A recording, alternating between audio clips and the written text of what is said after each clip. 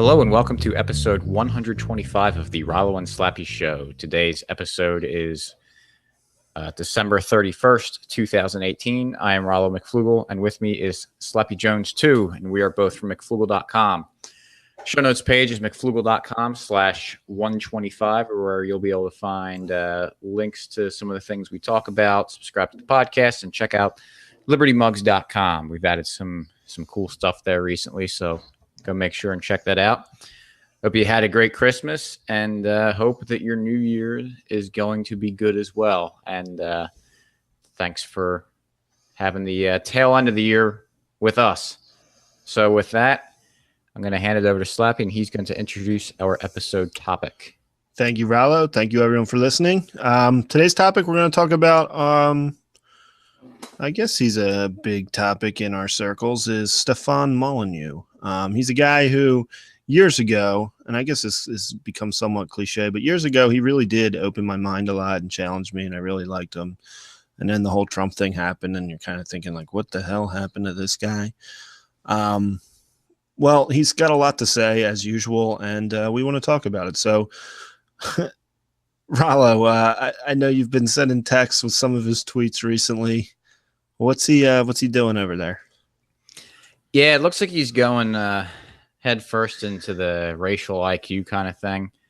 Among other things, he's been, I don't know, like you said, I guess to set this up a little bit, like you said, I was never really into him. Yeah, I was never a big Molyneux guy, but I would listen to him and be like, wow, like, he would open my mind a lot, make me think about things. And I really liked that, or respected that, I guess. Yeah. Yeah. And I just wanted to set it up with saying that he did bring a lot of people to libertarianism and anarchism. And that's a great thing.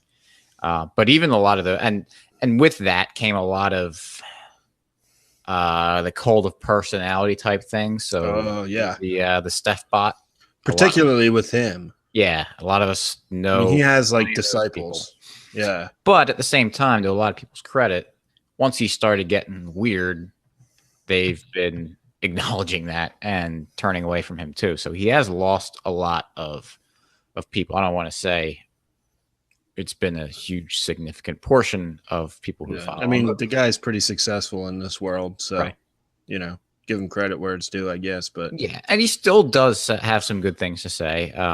The most of the times I hear him, because I don't go out of my way to watch him or listen to him, is when he goes on the Tom Woods show. And normally when he's on the Tom Woods show, he's pretty saying good stuff. Yeah, whether it's about the scam that is the education system and college system today, or maybe some of the culture stuff, he has some decent things to say, and he's also good with the peaceful parenting.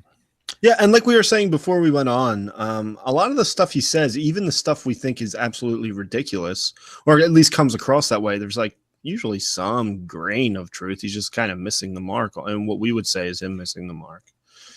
So I think we'll get into that a little bit. Yeah, and so, but that said, it does make him say some really egregious things. So he's brutal. Yeah. This is not an endorsement. I don't. Yeah, the thing that really kind of made me think that he's turned into something crazy was I don't even know how long ago it was, but I happened to come across a video of his where the video was about that women who wear makeup are liars. And he was being like dead serious about it, because they're hiding what they really look like. And so like somehow that's like unfair to men, because I guess that can't be what he's saying. Yes. Like, it was absurd. I'm sure it was. It's like, is there some kind of point he was trying to make that just didn't come out right? No. even the guest that he had on was kind of like nervously laughing and had that like, wait, are you serious? Kind of reactions to it. Wow. I'll see if I can dig it up for the show notes, because it's absolutely absurd. And that's when I was kind of like, oh man, this guy's really jumped the shark. That he's because it's one of those things where there's plenty of times, especially with the whole feminism thing and all the BLM type stuff, that there's backlash against, men, white people, straight people, and it's ridiculous. But that doesn't give you license to start basically doing the same thing back to them. Right. It's like this. I mean, if it's wrong, if one side's not right for doing it, then why would you be right for doing it? Right. So that was kind of a. Guess who just joined the podcast and is chewing on wires? Rollo. Yeah. Also the cat. All right. So I knocked him off. The other thing, and this was another one that was really funny about him, was during the elections when he made a video about I think I know which one you're talking about. So he was always against, like we said before, he was someone that brought a lot of people to anarcho-capitalism. His big thing was talking about the myth of the state and how, even though they say it's a democracy and it's, you get to vote and you can be part of the government and decision making, that you're, it's paraphrasing him, it's a big club that but you're not in it. You're not in it. So yeah, and he did a pretty decent job with explaining all that stuff. And then he comes out during the presidential election saying that this is the most important election of our lifetime, and it is your duty to go out and vote for Trump over Hillary Clinton. And it was just like, man, and just imagine where we'd be if Hillary had won. How bad it would be. Yeah. But like, how do you take, like, it kind of means he takes all of it back. Exactly. All the stuff against the state he had to say, because now all of a sudden, well, this one time we gotta, I mean, that means you are part of this.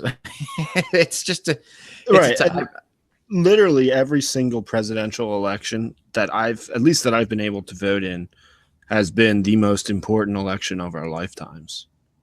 Right. What's going to happen in 2020 when it's Donald Trump's running for re-election against Elizabeth Warren or something? Yeah.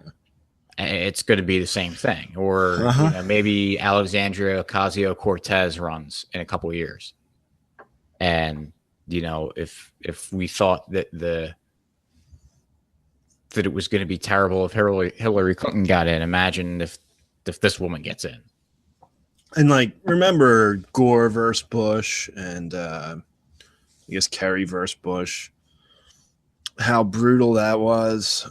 And now people are like, well, I wish we could have George Bush back. Kind of saying it like, yeah, he was bad, but now it's really bad. That's what's going to happen like 10 years. It's not like in 15 years, people are going to be like, wow, things are so great now. Remember back when it was bad when Trump was president? Exactly. It's always going to be the same thing. Whatever election we're on is going to be the most important, and we're always going to remember happier days 10 years ago. Mm-hmm. And so it is a shame to see a guy like Molyneux fall prey to that. Because it's you would think that of all the people who was so solidly anarchist, Mm-hmm. Yeah, you could say that he had, the kind of the cultish following he had was weird and everything, and criticize that. But it's at least he was consistent on stuff. But I mean, to me, you lose a lot of credibility when you turn around and just. And did he have some kind of like strange rationalization of why? Like he's still an anarchist, but you must vote for Trump? Yeah, I think so. I mean, he put the video out, and I made a video in response to it. Well, I'll try to put that in the show notes too. What was weird about that video too was that he said he was talking about people that were, I guess he was talking about people that are good people to follow, but saying like it's not enough just to like support and listen to these people. And at that point, he was kind of he was leaning into the alt-right a little bit. So he mentioned like Mike Cernovich. Mm-hmm. I forget who else. But then he even brought up like Ann Coulter as like, why is Ann Coulter like somehow on our side?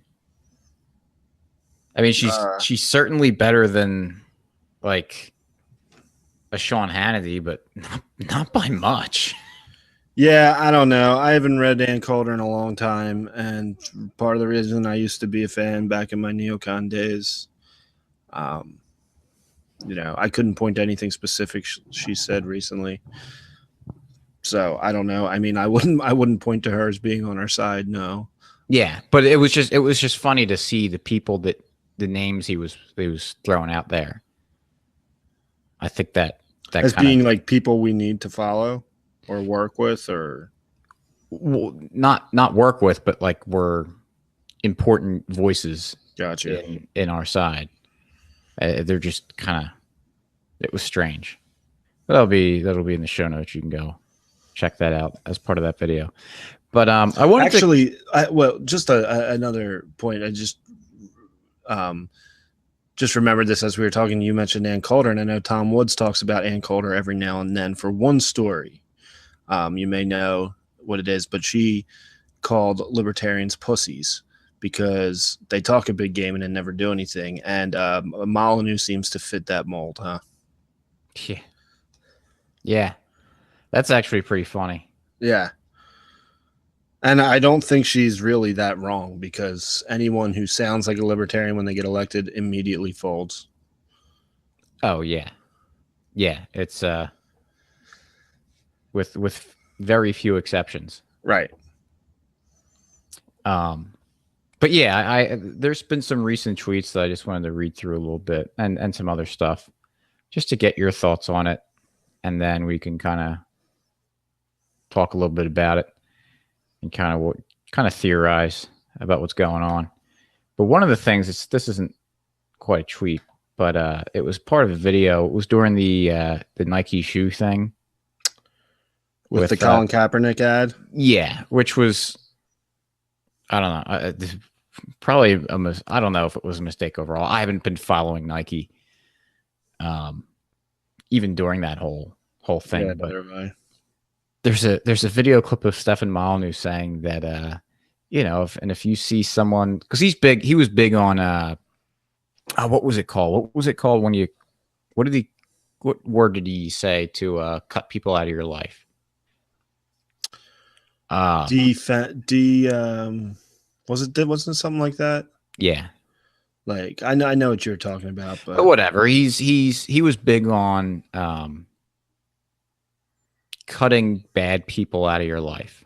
And I think he took that way overboard with because if I did that, if I cut people out of my life that were supporters of the state and had unhealthy views on things, the non-libertarian things, that I'd cut out nearly everyone. Yeah. But it's the idea of it isn't terrible. If there's toxic people in your life, even though it might be painful at first, it's probably a good idea to maybe cut them out a little bit. I don't know how permanently or how severe of a cut you want to do that, whether it's maybe don't hang out with them on as many Friday nights.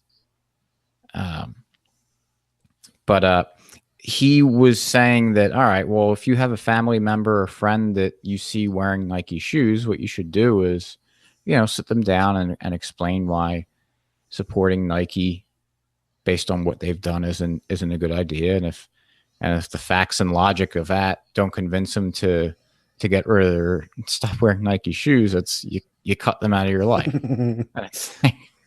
If someone sat me down and talked about my shoes like that, I would cut them out of my life for sure. I would laugh in their face. Right. I'd be like, you're crazy. Because it's very much like that kind of lefty social justice warrior thing of like taking something stupid, like you say, like saying a word that's is a microaggression or something, and it's like, can you imagine?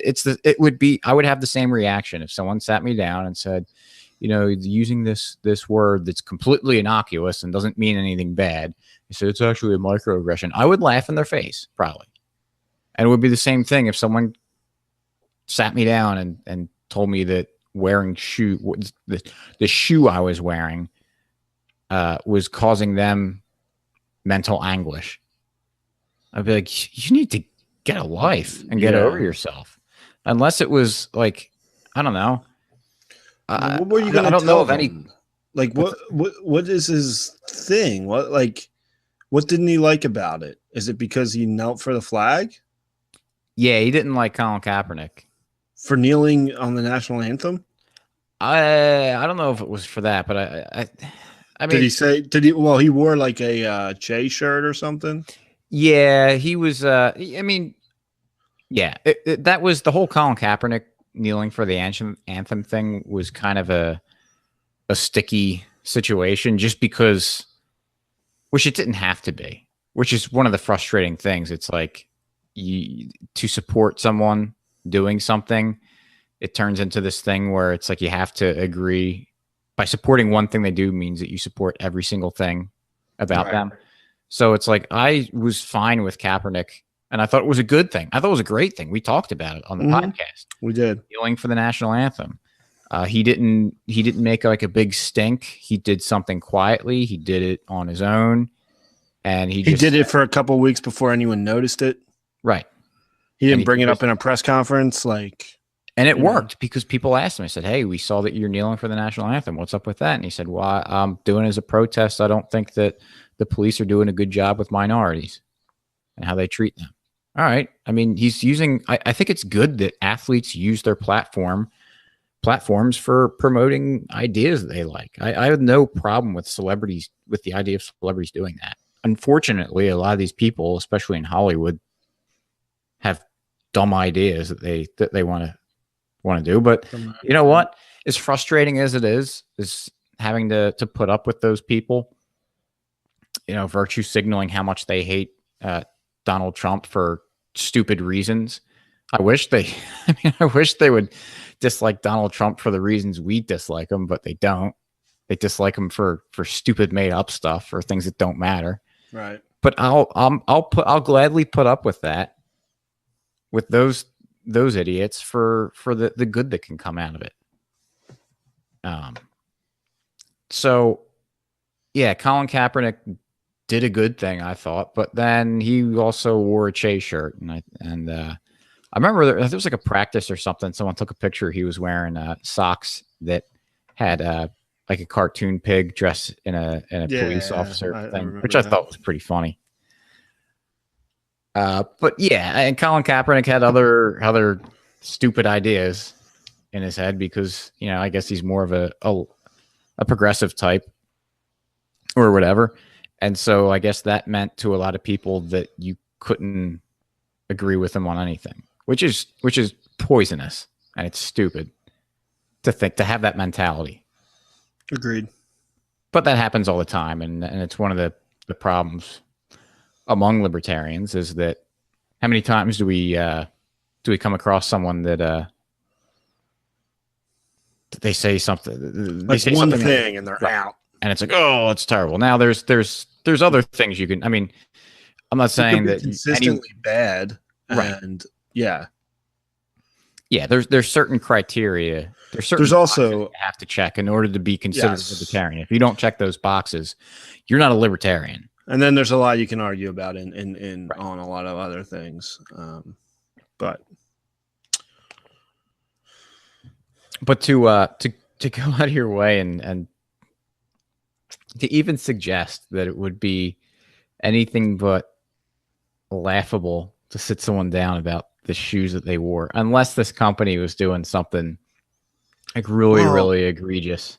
But at that point, well, yeah, I mean, I guess I don't know. I just think there's companies that I boycott kind of quietly because I don't need to tell everyone about my business decisions, but I get it. Like, if it's something you care about and really dislike Nike for whatever reason, and that's your thing. I mean, I guess you could kind of compare it to things we disagree with. I try to talk about it with people, but I don't it's not constant all the time. Well, here's one. I don't buy Girl Scout cookies because the Girl Scouts are very heavily involved with Planned Parenthood. And I don't like Planned Parenthood at all. I think most of this audience, whether or not you like think abortion's okay or not, don't like Planned Parenthood. So so organizations that have close relationships to Planned Parenthood, and there's a lot. Yep. But I try to get some of them, and the Girl Scouts are one of them. So, and not that I'm always have a lot of opportunities or to buy Girl Scout cookies, but it's something like, all right, so the Girl Scouts are involved with an organization that's very evil, and if someone came to work and said, hey, my daughter's in Girl Scouts and she's selling Girl Scout cookies, and I declined, and they said, well, why don't you want to buy the cookies? Which I don't even think this would happen. But let's say it happened, that someone would get upset that I declined to buy cookies. And I would say, well, I would explain about Planned Parenthood and why I don't like them. And I wouldn't then say, agree with me on this, or else I'm never talking to you again. I'm cutting you out of my life. Right. And that's something that, Planned Parenthood and the bad stuff they do is pretty objectively worse than anything that Colin Kaepernick and Nike's doing. So, yeah, if I'm not going to throw that sort of hissy fit over that, then it's not because I don't think it's good. I'm not trying to be a moral relativist with that. It's just I understand that people have different, subjective cares. They care about things more than others, and it's just not something they think about a lot. That what's Planned Parenthood supporting? And I know, because if someone wants to go and list all the companies that are involved in with Planned Parenthood and say, well, do you support these other businesses? There's probably gonna be a lot of them that I do, because I'm working with them. That's part of the reason why I wouldn't be so militant about criticizing people for not agreeing with my Girl Scout cookie thing. Right. So let's get another tweet here.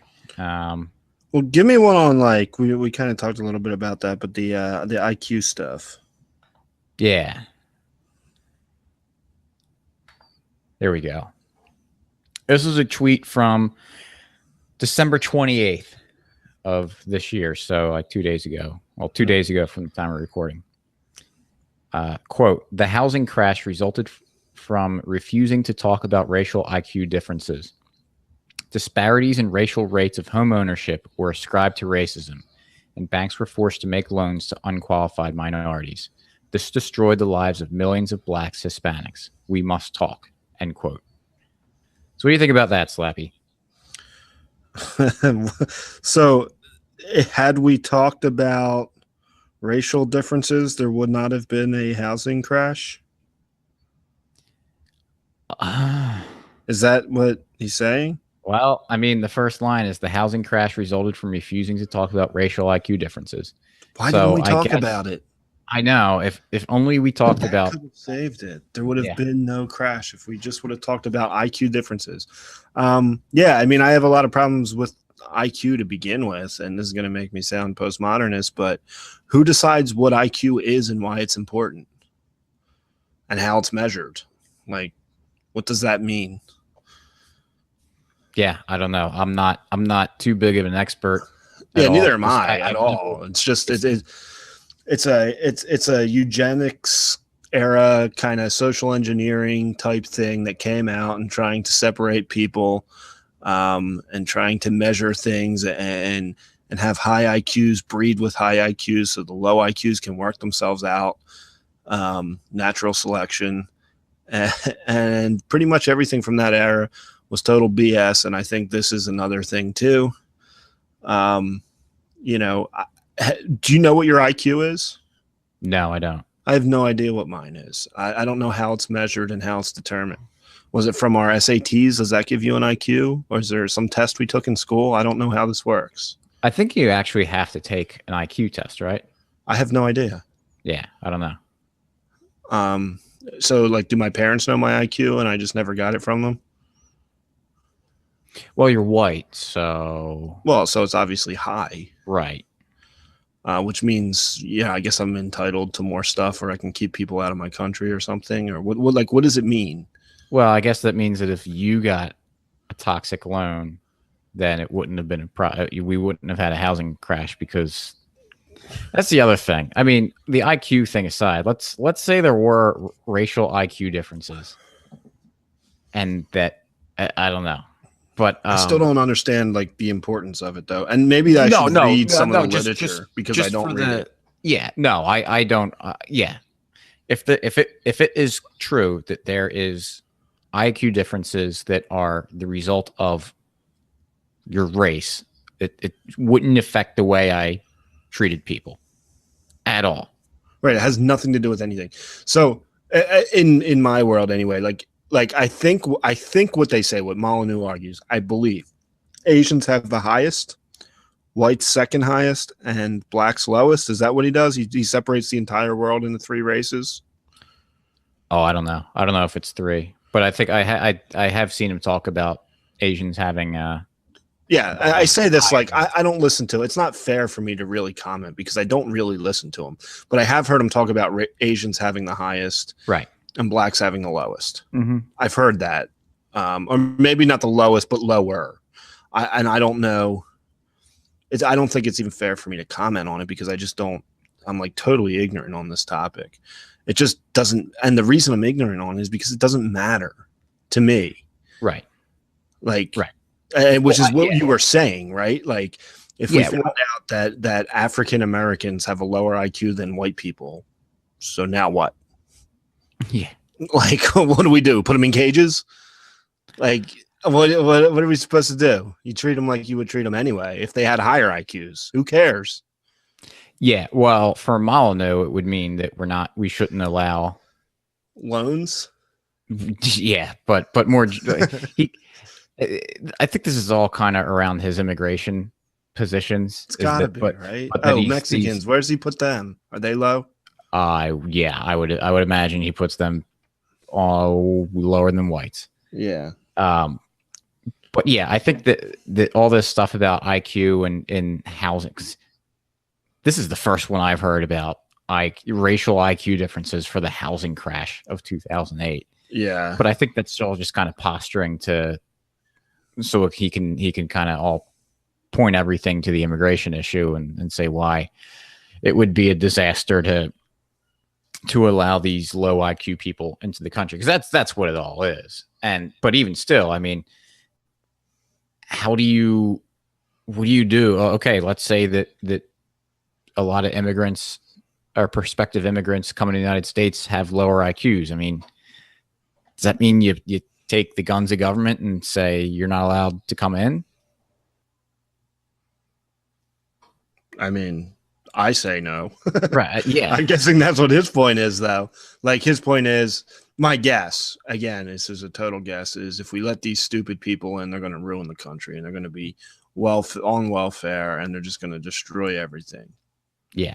Because, I might not like government, but we have government. Yeah. And we're using it defensively here. Yeah. So therefore, since I don't like it and I'm morally against it, I should use it. Right. Yeah. And while he's claiming it's defensive for him and the country, it's completely offensive to the people who's using it against. Right. Because just having a lower IQ does not mean that you're being aggressive or causing harm. It's like that's pretty rough to suggest what Molyneux is suggesting there. What was the oh, that's right. He also has this, I think he's got like this documentary coming out because he spent some time in Poland, because apparently they have a very homogenous white Polish society over there. Yeah. And he's saying that, that it's a great country and everyone gets along really well. He's like, I didn't see any crime and everything. And so the clip I saw from it, I think it's towards the end of it, where he's walking around in the snow. So it's kind of funny that it's like he's surrounded by white. He's outside in the snow in kind of like a woodsy area. Mm-hmm. But he's kind of saying that, I'm not saying that I'm a white nationalist, but I think he had another video where he was, yeah, he did have another video where he was saying this too. It might have been about Poland or somewhere in Europe. But he's like, I'm not saying I'm a white nationalist, but facts are facts. And I mean, I go over here and come into the country and I don't see crime, and I see people, happy people getting along together, and they're all white. You know, I can't argue with facts. And so while he's not coming out directly and saying that he supports, you know, I don't want to call him a white nationalist because that's a pretty loaded term, and it means different things to different people. But I will say he's very heavily flirting with the idea of a white, a homogenous white society, whatever that means, because white in Poland means a whole lot different than white in the United States. Yeah. Yeah, I think there's something too. Like if you took out like the four major cities in the United States, it's a very low crime rate here too. Yeah, but even still, I mean, we're from the Philadelphia area. We can walk around Philly, and there's not crime all around us. There's bad areas. You could walk through Philly and not see any crime too. And it's an extremely diverse city. Yep. I mean, I remember there was a friend of mine when I was in college. He was from Egypt, and I was talking to him, and he was like so impressed with Philadelphia. So he's like, man, you go around that city and there's a block full of, there's like a Jewish block, and then you walk to the next block and it's like, it's black people, and then you go to the next block, it's Muslims, and then the next block it's someone else, and everyone gets along. It's crazy. And so, you know, it's funny to hear guys like Molyneux talking about, you know, this homogenous society, how well it goes, they get along together, but there's not like race wars in the U.S. I mean, you can go on Twitter and find the crazy idiots, yeah. And we can say that, or you can find a news. I remember there was wasn't this like a couple of years ago? There were like a couple black teenagers like grabbed this someone with like a mental illness. Yes, was a Trump supporter, and was like terrorizing him. It was in Chicago. It was pretty bad. Yeah, it was awful. But to say like, oh, this is the society that we have. This is, you know, the terrible race relations, that it's racist against whites, and this is the terrorism that we have to deal with. I mean, to suggest that, or to suggest that the entire world is, or the country is anything like that, you would have to take these stories of shootings and say, look at this horrible gun crisis we have. It's the same thing. So you can't have one but not the other. And so of course and in both cases there's isolated incidents of problems there, but let's not act like the vast majority of people don't get along. Right, because they're a certain race living among other people, that there's problems the same way that because someone owns a gun that he's probably going to go on a shooting rampage. It's absurd. And I challenge, and there's certain areas, like I've been in parts of Philadelphia where I'm driving around and you can tell that I don't belong there. And it's like you get the looks, but they're isolated areas, and I know not to go there if I don't absolutely have to be there. And again, that happened, but I got dirty looks. No one stuck a gun in my ribs or anything. So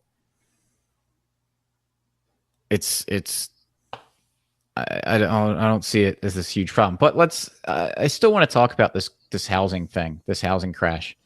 Because even if we say that there are racial IQ problems, and that's another thing I want to just bring up about the racial IQ differences, because I've heard the best rebuttal I've heard about the racial IQ differences. It's not race. Race isn't like your predictor necessarily for these apparent IQ differences. it's that's more of like the symptom. The issue, the better predictor of IQ is wealth, historical wealth in your community, family, or society. Because if you're wealthy, you're able to get better education, you're able to get better nutrition, and if you're getting malnourished, your body and your brain are not functioning well. Right. And when your body and your brain aren't functioning well, like when you're finding a mate, you're getting married, you know, people who look better, people who are more intelligent tend to be able to choose mates of that same kind of class, for lack of a better term. So it's kind of the self-fulfilling prophecy, or it's a feedback loop, that people who are successful and wealthy and therefore nourish well are going to be having families and creating children with similar types of people. So that bloodline is going to achieve those similar results. Whereas societies that don't have good nutrition, don't have wealth, they don't have access to things that make their lives better, that it makes sense that they're going to struggle with the other development things. And that's not because of their race. That doesn't because you're black, like they're not permanently doomed to a lower IQ because they're black. Right. And I'm pretty sure though that Molyneux would probably agree with you there. Right. He might. I think he would, because I'm pretty sure I've heard him say yeah, it's not true. There are black people who have higher IQs than some white people, but on the whole, and if we're letting these people in, you know, they're coming from poorer countries, so therefore they have a lower IQ or whatever. Sure. But even still, if you want to talk about the IQ differences, then you need to break it up. I completely agree. And I don't know what he would say. I don't know if that's what he says. That's just what I imagine he'd say.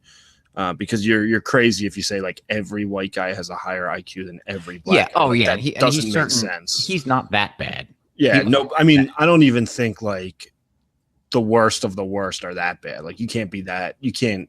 That's just absurd. Right.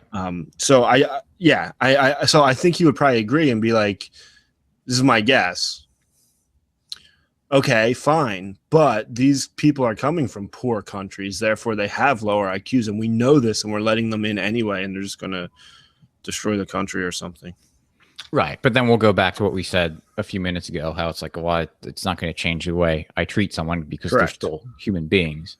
Correct. And the best way to help them get out of their apparent low IQ rut is to get them better opportunities and to get them in a society where private property rights are better respected. Because that's the problem. And in these societies that are impoverished, it's because people don't have aren't able to secure their private property rights well. Mm-hmm. Because any societies are gaining productivity and wealth when people are able to hold private property. Because that's what helps them lower their time preference and save and produce more in the long run. Right. But yeah, let's go back to this racial IQ homeownership thing, because even if we accept that there are racial IQ differences and that somehow it matters with buying a home, to say that that's what caused the housing crash is because we're giving low IQ people mortgages, and the people of who are black and Hispanic with low IQs mortgages is that would be like saying that looking at an obese person and saying that the reason that they're obese is because they're putting chocolate syrup on the big ice cream sundae that they ate every night. It's it might be true that the government said, oh, these minorities aren't getting mortgages because banks are racist, so we should we should make sure that minorities are getting put in the homes and making sure that there's no racism happening there in the mortgage industry. But let's not act like they were the only people taking terrible loans on, because I don't think I mean, I don't know. Is that a demographic big enough to crash the housing market like that? Because, I don't know that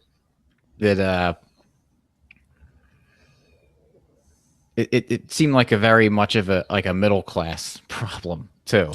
Yeah, I mean, back in early 2000s, I remember people buying Jersey Shore homes for stupid numbers. Right. Like numbers that made no sense. Yeah. And it wasn't the like your minimum wage Black or Hispanic was going out making those purchases. Right. Now they very well have been buying homes that they couldn't afford, but it was your middle class guy who was going out and buying a $700,000 home, right? Thinking that he was going to be able to flip it in a year for $800,000 or $900,000. Yeah, well, you had Barney Frank in Congress saying real estate is different than other assets because it always goes up. Yeah, I mean, he said that in like 2005 or something. Right. Yeah, I would imagine that Barney Frank has a pretty high IQ, but that was pretty definitely. So it's just like, yeah, Molyneux may have a couple. He may be factually correct that that minorities were getting loans they shouldn't have, right, or otherwise wouldn't have without certain laws. I don't want to say shouldn't have. I mean, anyone can loan anyone. But it's just absurd. It's absolutely absurd to point to that and say that caused the housing crash. Like, and had we just talked about IQs amongst race, it would not have happened. Yeah. I guess, yeah. I mean, yeah, I don't even want to say what I want to say. But I'll just say this. I don't even know how to put it. I don't know if you understand what I'm hemming and hawing about here. But you don't think my IQ's high enough? Yeah, that's what it is. I mean, if you had a tractor in your garage, you would get it. No, I do not. Has there been any studies on tractors and IQs? Yeah, but only, I mean, if your IQ was high enough, you'd be aware of it. Okay. What I'm trying to say, it's really tough to look at a tweet like that and defend Molyneux and saying that, yeah, I think he's wrong, but let's not act like he's being a racist here. Because that's why I don't want to say that, because I hate ever. Well, I don't like ever assigning motivations to people because I don't know what they think, but I know what you're saying. Yeah, it's tough. I've been in situations like this too, where you're like, "Wait, what? Like, where are you coming from?" Yeah. And then I think there's another question. Well, because and the reason I say that more is because it's the kind of, these are like the connect and the video on Poland that he did. These are the connect. He's never coming out and saying anything overt where you could easily pin it on him. But it's like these are like the canaries in the coal mine. So I'm not going to be surprised if he comes out later on and he just goes way over the top with stuff. But it's like, he's wrong about his association with racial IQ differences in the housing crash. That doesn't mean that he's guilty of racism. But if he's like, when that's the only thing he's bringing up, and he seems very motivated by bringing it, it makes it difficult. Well, and it's also like, I don't know. What am I trying to say? It's like, so what? The guy's a racist. Great. Now we know he's racist. Who cares? Right. Well, I mean, the only thing it would just, if he were a racist and someone's a racist, then you can just, it really hurts their ability to make an argument, because you could just say, wow, you're just motivated by hatred. So it makes it Right. easier to throw someone's. I guess. I mean, I think he's. Yeah, that's fine. I don't need to defend any racists. I'm not trying to defend racists. No, I'm and just I'm not saying like, he is I a think his racist. arguments suck anyway. Right. I'm not saying he is a racist. Like, It's give him just the benefit of the doubt, and he still sucks. right. Oh yeah, yeah. Like, I'm not saying he's a you don't- racist. Yeah.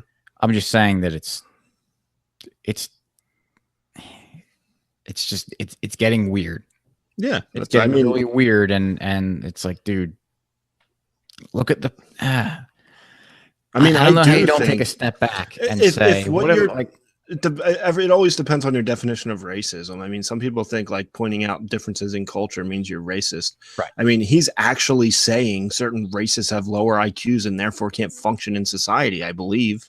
I mean, that is the definition of racist, I'm pretty sure. Yeah. He thinks certain races are dumber than others. Yeah. And can't like function, like can't live together. Right. I'm pretty sure that's what he says. I don't know. Again, I don't know that for sure. If he doesn't say that, please correct me. No, I think that's in a nutshell. I mean, that is racism. You don't have to dance around it. That's what it is. Right. So, there you go. Like, I don't like Stefan Molyneux. I think he annoys the hell out of me for a million reasons. So throw that one in there too. Yeah. So let's jump to another tweet, another race one. So he's got this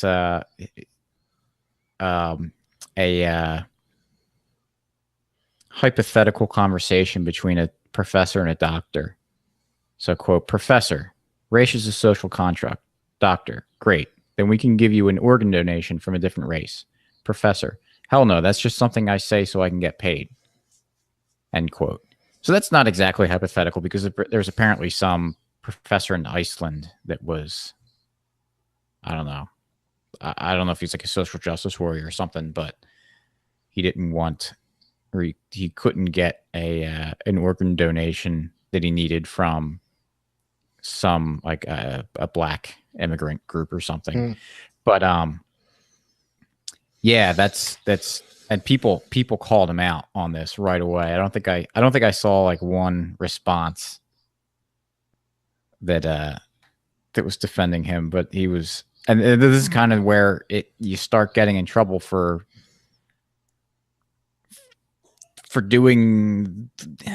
caring so much about race, because it's like he confused blood type and race. It sounds like, which is like that's a tough one. It's a tough one to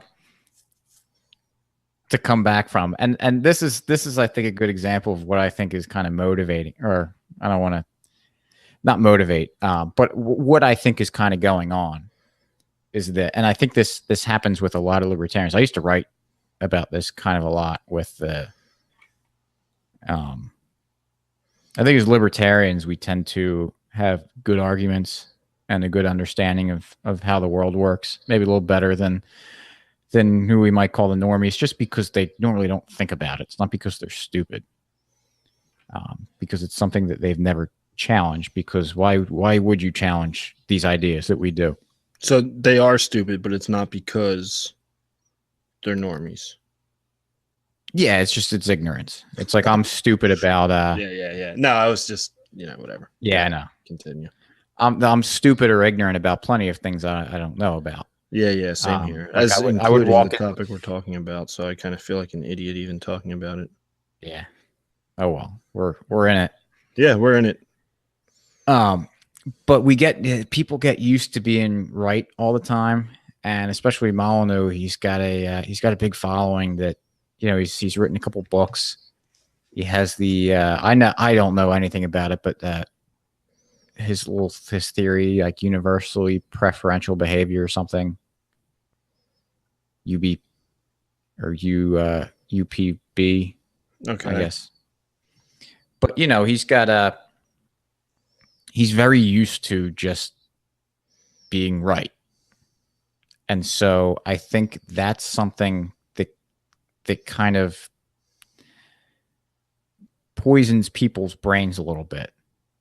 Is that they're so used to being right that they just assume that whatever they think of, whatever pops in their head and they think about and that they spit out means that they're correct. Just because, well, I have all these facts, I understand all these other things, that so how can I come up with something incorrect if I know all these basic things? I see no other way, because I don't want to sit. It'd be way too easy to just say that he's evil, right? Or that he's that he's a Fed. He's out there as a disinformation campaign from the government. I mean, it's too easy to say that. So, but I don't know of anything else other than just because I see it happen with other people too. People, way less influential and popular than Molyneux. I mean, you can go on the internet and it's very easy to find stupid social justice warriors that say that women, being a man and a woman is a social construct, and it has and that's the only basis for it. Mm-hmm. And yeah, you tear them apart. Like, you can be an idiot, you can be an absolute idiot and tear that argument apart, because it's like obvious. So when you're used to going after those people,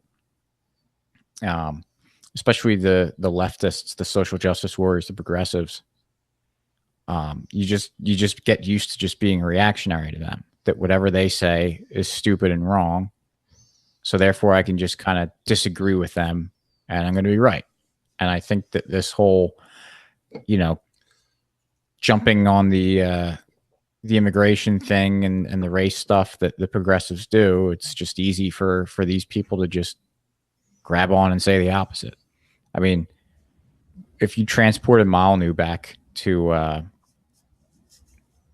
20 years ago or longer, when Clinton's administration, I think Clinton's administration was not very friendly towards immigration, or we're just saying, yeah, I'm pretty sure it was not. Yeah, they were just saying the same exact things that Republicans of today are saying. Yeah, that you transport Molyneux back then, that these progressives were saying that no, we need to secure the border and not let people in that are going to be harming the country. I mean, because it's a progressive saying that. Would he say, no, we need to let anyone in who can get in here and blah blah blah blah blah? It's with guys like Molyneux, there's never, I don't think I've ever seen him, and again, I don't really follow him very closely, but I think it would be a big deal if he let the progressive score a point or acknowledge that they make a good point. Right. So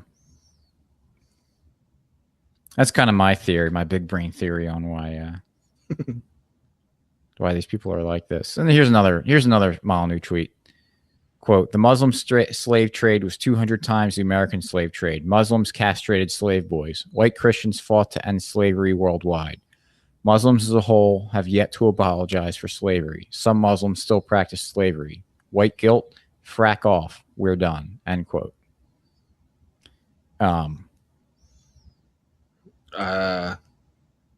Again, I'll assume all of his numbers are correct and all his data points are there, but why do Muslims as a whole have to apologize for slavery? One, that because I'm sure you'd say I don't have to apologize for slavery. I didn't have any slaves. Has Molyneux apologized for white slave ownership? Secondly, just because there was a law, like, let's just assume, what did he say? Like, Muslim slavery was way higher. Yeah, so it was 200 times the American. Why the hell would an American slave care what the Muslim slaves are doing? Like, I thought we're individuals, not collectivists. Right. Like, one person's a slave. That's pretty bad for that person. Yeah. Like, are you going to feel, so there's 10 slaves in your town. You go, yeah, but in Libya, there's like thousands. Right. Doesn't change anything for the 10 who are slaves in your town. Yeah. And it's a shame because I guess the point is that he's saying that, white guilt over slavery is stupid, but he's not He's not keeping. Points. It's not an even playing field. Right.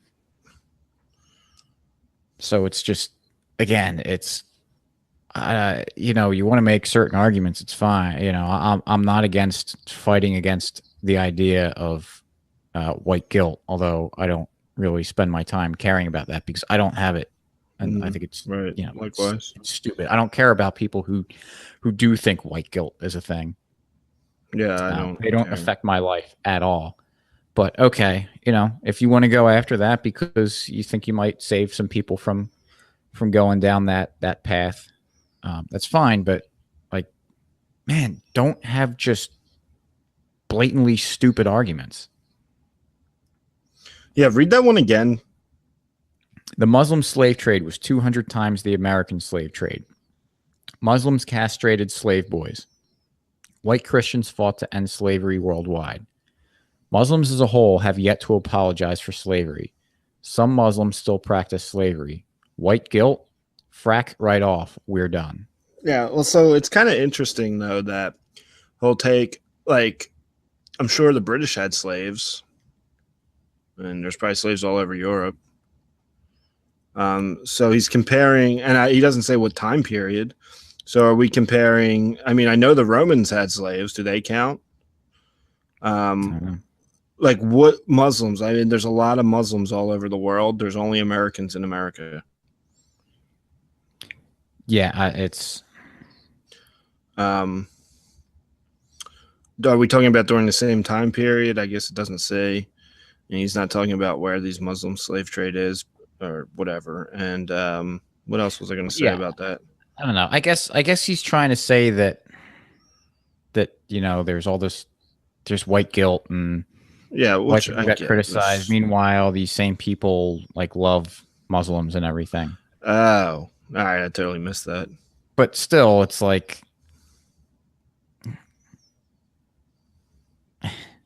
yeah, all right, whatever. I missed that. I didn't pick that up, but whatever. Like white guilt, I don't feel guilty for something I didn't do. Yeah. Like I don't know. And I don't think that these. I also don't feel pride for things I didn't do. Right. Let's see. We have another one. That's kind of, I don't know. Like I don't brag that as he says, Christians fought to end slavery. There's plenty of Christian slave owners too. Right. It's.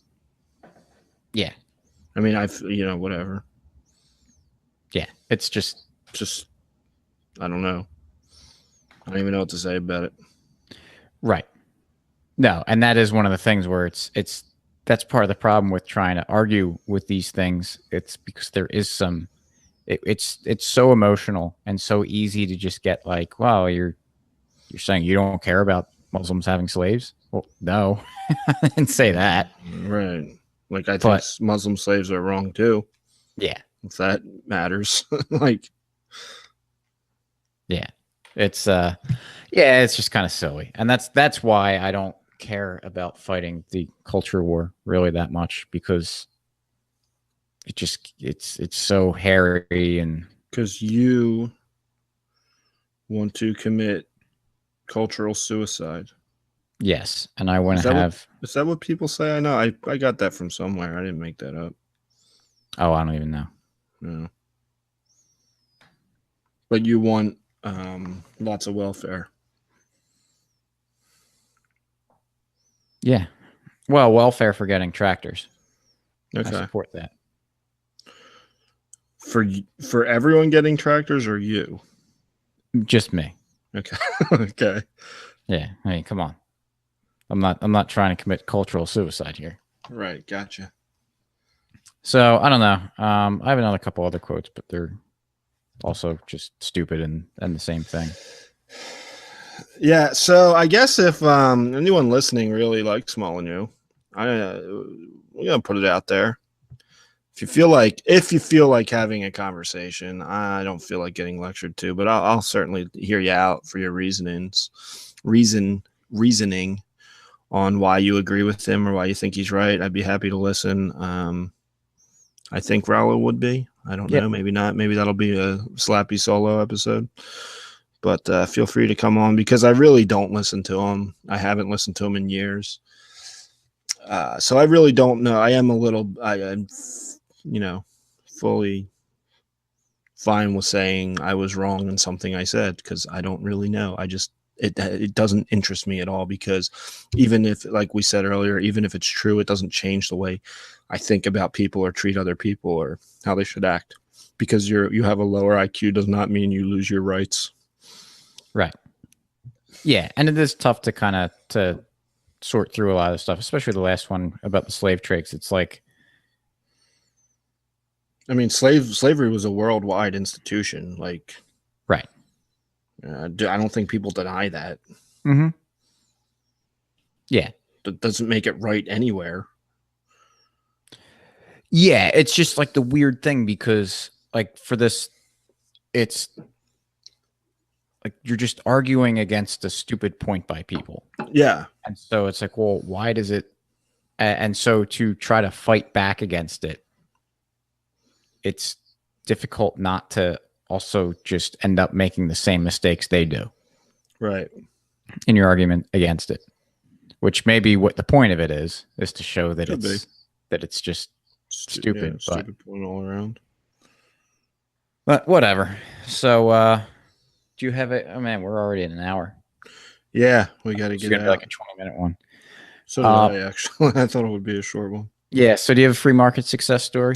I could. Do you have one? No, go for it. I think you said you had something. Yeah, I got some. I mean, I kind of got something. So it was recently Christmas, and I have young children, and we got them one of those wooden. For anyone who has kids, I'm sure you're familiar with these.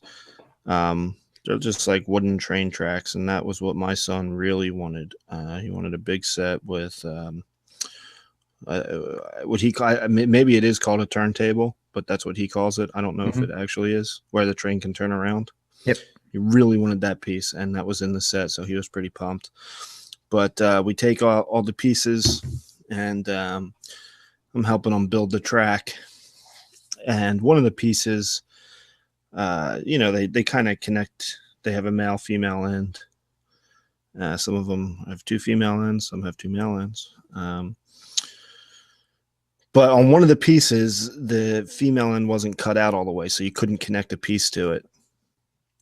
And, we figured we'd just call up and tell them. And the company shipped us the piece we were missing. Nice. So, it's just a little thing that they didn't even have to take my call. I mean, right. It's a big or they company. could have said, you've got like a drill, right? Yeah, like just go put a hole in it. Or they could have said nothing, or they could have said it costs you $3 or whatever. Yeah. But there was no questions asked. It was just sent. I could do another one too. Another return story was on my cell phone, messing around with some game, and on the iPhone they have the thumbprint to confirm, right? So I accidentally clicked to buy some part of the game for $100, which I just don't even play games enough to be willing to spend $100 on it. So I tried to just get out of the game by pushing the home button on my iPhone, but my thumbprint went in and that was confirming $100 purchase. So I was like, damn it. I just spent $100 and I don't want to do this. So I just Googled wherever to go, had to go through. It was through the Apple store. Sent them a message. I just said, I did not. I mean, you can look at my history. I don't spend money on games. I just accidentally spent $100. I didn't mean to do that. And again, no questions asked, refunded the $100 on the spot. No problem.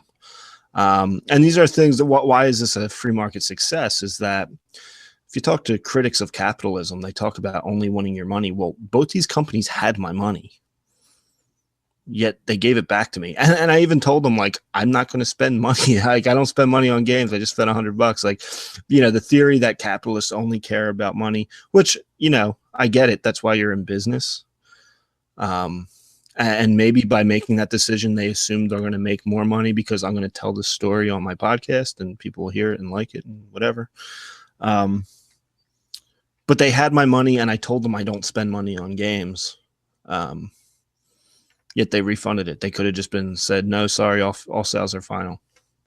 Right. And they don't. It's about customer service because they want you to come back. They want you to have a good feeling. They want you to spend your money there.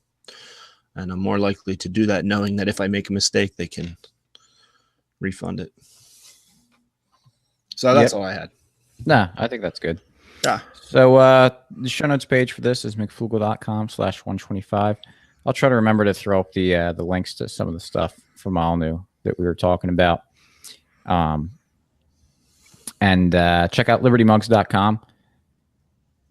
We posted some fun mugs up there. I finally threw my hat into the Talib Kweli. I think that's how you pronounce. I don't know if that's how you pronounce his name. Kind of whole thing. I made a mug about him. So, what do you think about his IQ? Yeah, I race aside, I don't know that it's. I don't know that it's I'm about to say something mean about him, but yeah, well, I'll let the mug speak for answer that question. We let our mugs do our talking for us. Yes, we do. And yeah, check out or subscribe to the podcast, share it with friends. We appreciate it. If you want to give us a review, if you want to give us 5 stars, we would appreciate it. Yep. So thanks for listening, and enjoy the new year. Hopefully 2019 is a good one. Yeah.